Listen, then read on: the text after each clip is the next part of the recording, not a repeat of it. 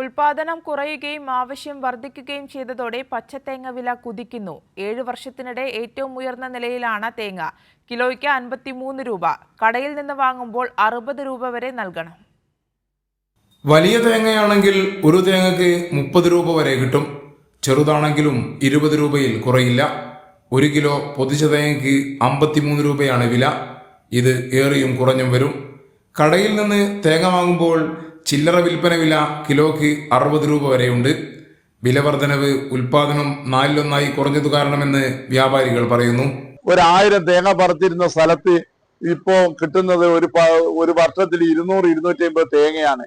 3-4 വർഷമായിട്ട് വില കുറവ് കാരണം കർഷകർ വളം ചെയ്യുകയോ മറ്റു കാര്യങ്ങൾ തെങ്ങിനെ ഒരു തരത്തിലുള്ള തെങ്ങിനെ ശ്രദ്ധിക്കാറേയില്ല. ഇപ്പോഴത്തെ ഈ വർധനവ് കൊണ്ട് ഇനി അതിന്റെ ഉൽപാദനം വർദ്ധിക്കണമെങ്കിൽ അടുത്ത സീസൺ ആവണം. സാധാരണ നവംബർ ഡിസംബർ മാസങ്ങളിൽ ഉൽപാദനം കുറവായിരിക്കും. ഉൽപാദനം കുറഞ്ഞെങ്കിലും തേങ്ങയുടെ ആവശ്യത്തിന് കുറവില്ല. ശബരിമല സീസൺ തുടങ്ങിയതോടെ നാളികേരത്തിന് ആവശ്യം കൂടി.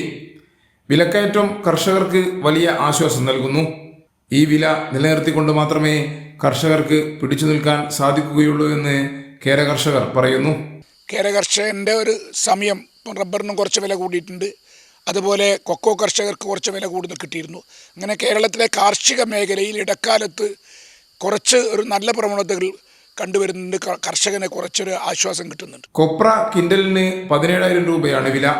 തേങ്ങയ്ക്ക് വില ഉയർന്നതോടെ വിപണിയിൽ വെളിച്ചെണ്ണ വിലയും കുതിക്കുകയാണ്. 1 ലിറ്റർ വെളിച്ചെണ്ണയുടെ വില 250-ന് മുകളിലെത്തി. കൈരളി ന്യൂസ്, കോഴിക്കോട്.